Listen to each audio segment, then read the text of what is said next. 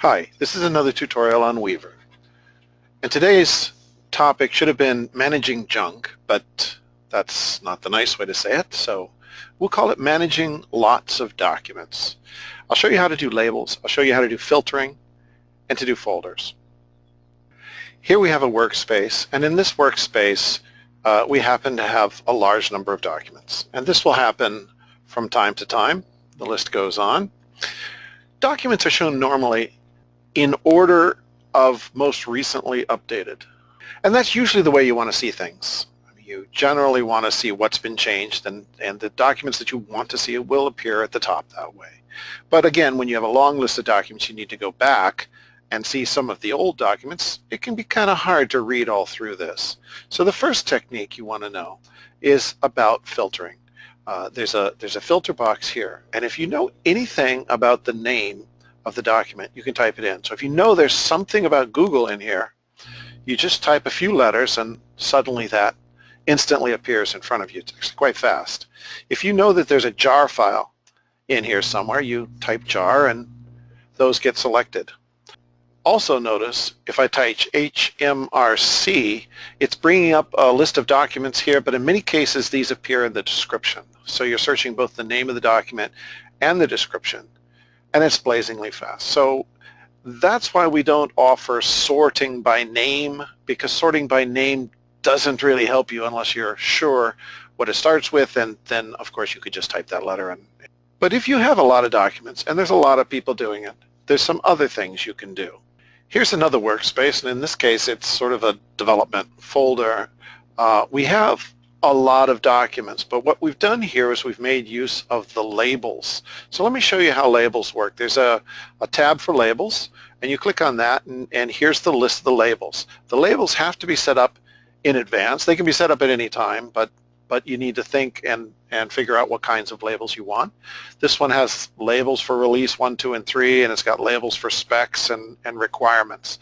It's quite easy to change these. You click the edit button, you can change its color, you can change its name and save it back. So in just a moment you can create a new label without any problem, and there it is.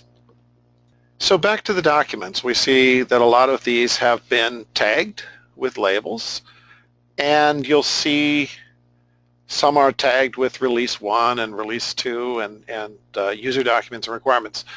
If you want to filter, you need only to click on the label that you're interested in. So you click on release 1, and now you're only going to see the release 1 documents. And if you click on spec, you're only going to see the 2 specs. If you click on the label again, it'll undo it. You can undo it.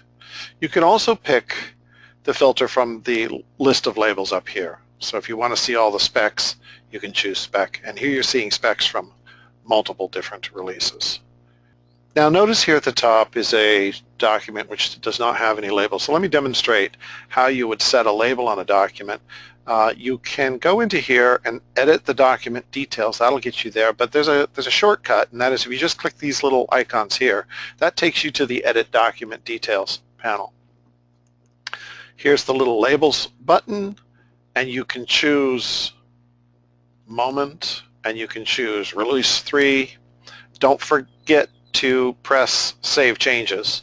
So if I save those changes, I'll now see that this document has been labeled with those labels and is immediately available for filtering. It's similarly easy to remove the label. Just go into here, click on the label that you want to remove, and don't forget to save your changes. Now this approach will work for most applications, for most situations. It's quite easy to simply choose a filter. I want to look at release 3, I want to look at user documentation, and there it is. But we offer another mode, and that's called the Show Folders mode. Now in Show Folders, you can drill down through the labels and it presents them as if they're folders. For example, if I'm interested in release 1, I click that. It tells me there's these kind of documents for release 1. I'm looking for the specifications. I click, and now I'm seeing only the documents that are specifications for release 1. Similarly, I can go back up to release 1.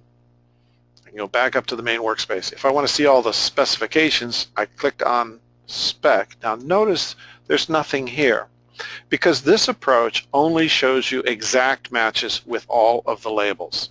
So since all of the specs are either labeled release 1, 2, or 3, you won't see anything at this level, but once you pick release 1, you'll now see the documents for that level.